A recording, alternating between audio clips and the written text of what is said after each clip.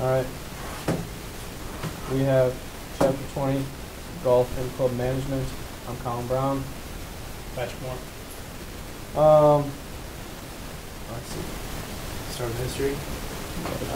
Country Club first originated about 120 years ago and was conceived by affluent Americans of Protestant and British ancestry.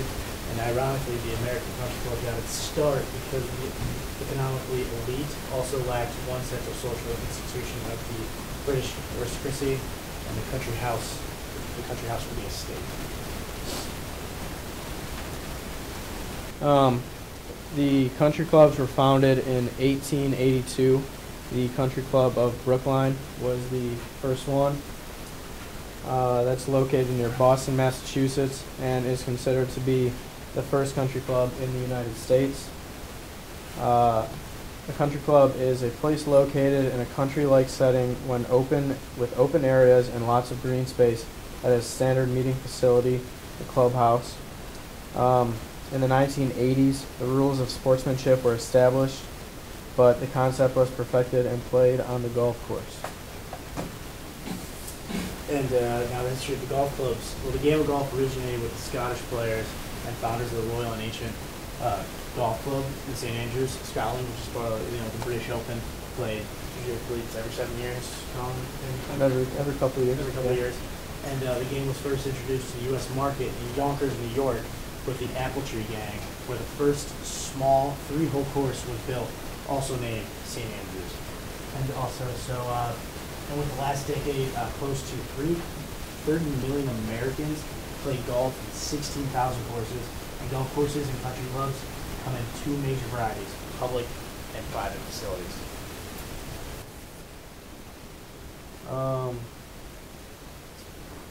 Also, golf in 1895, the USGA was formed. That's what is the association that it still is now, United States Golf Association.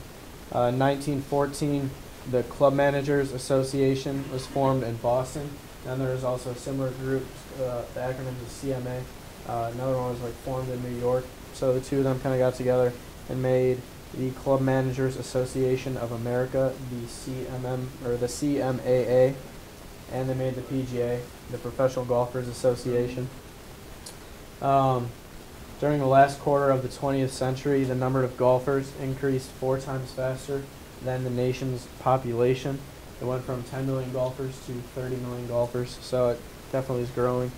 And then the National Golf Foundation, the NGF, reported that the number of private golf clubs today is the same as it was on the eve of the Great Depression.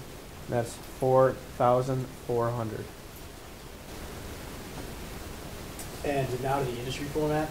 The type of clubs is the equity club, private or non-profit club, private or non-equity club, and there's the public club. Non-equity and public course clubs are owned by an individual, group of investors, or corporation. The equity clubs are owned by club members, and they elect people to form the membership to serve the club's board of directors, and then they hire managers and whatnot. They establish the policies, hire general manager, management, all those people. They do all the day-to-day operations and really run the club. And there's this challenging issue with the topic here. The game was struggling because of maintenance expenses and the difficulty of managing a club. With an aging population and a large number of baby boomers reaching retirement age, the game is likely to rebound and stabilize in the next 2 decades. And then as far as career implications go for both Pat and myself, because we're both broadcast journalist majors, so working in the sports management world isn't very likely for us. Yeah. So I guess the only thing that we're really going to have to do with golf clubs and different country clubs and stuff like that is hopefully for commentating or broadcasting a golf tournament, and then our media relations people work together. So that's another facet of sports management. And that is all we have for you. Thank you. I'm Sierra Gill, and I'm doing Chapter 21, Recreational Sport.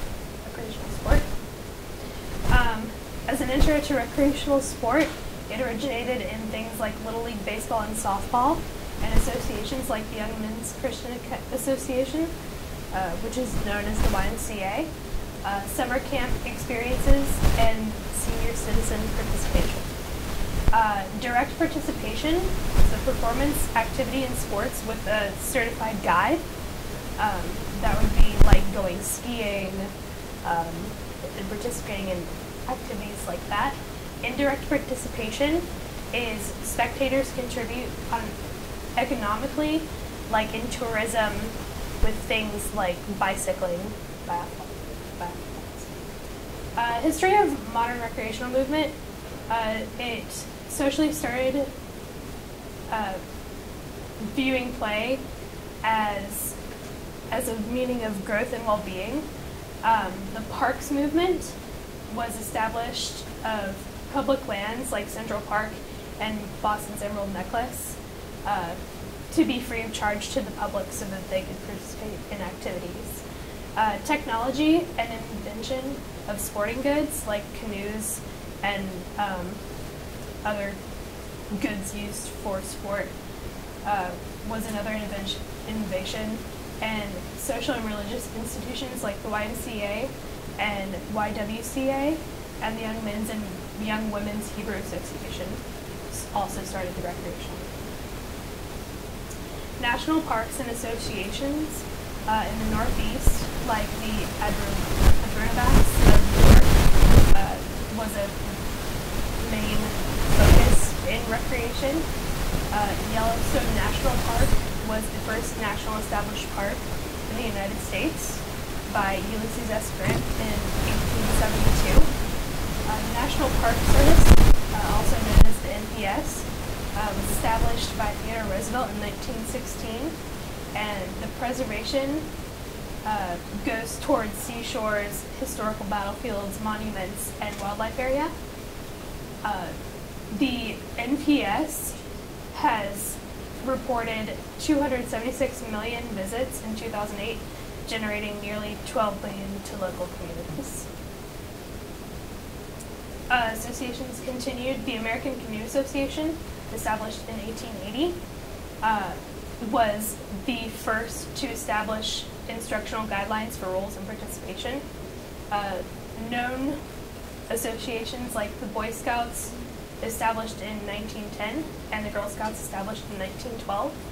The American Camping Association, the ACA, 12,000 existed nationwide and used it to their advantage. It served 7 million children and adults in the year 2007 and employed 1.2 million adults. Expansion after World War II became very prominent and invented organizations and systems like the National Wilderness Preservation System, National Wild and Scenic Rivers System, National Trails System, System of National Recreation Areas, Land and Water Conservation Fund, and in 2010, the American Great Outdoors Initiative. Segments of recreation industry can vary, like community-based recreation, which is on a local level, which continue to grow because of user fees, memberships, private sponsorships, donations, grants, and fundraising. Public recreation is run by state and federal agencies, and this is like the National Park Service and National Forest Service sponsor those events. Military recreation is activities for all branches of the armed forces, promote readiness to fight, fitness, and morale within the community. Olympic and other international competitions are greatly sponsored by military recreation, and veterans with disabilities are very promoted within military recreation. Outdoor recreation is another, and it has brought in $730 billion.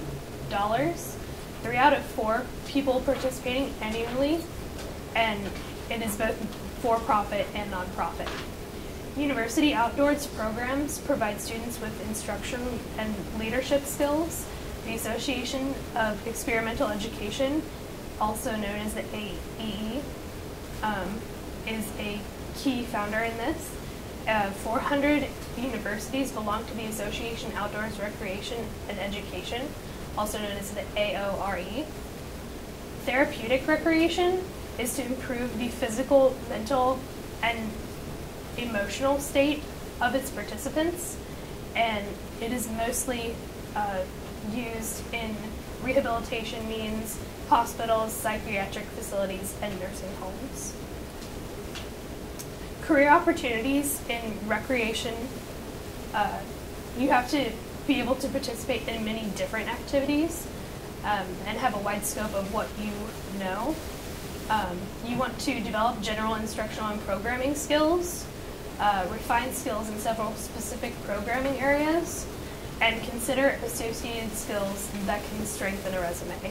So you want to build your resume to be able to participate in this.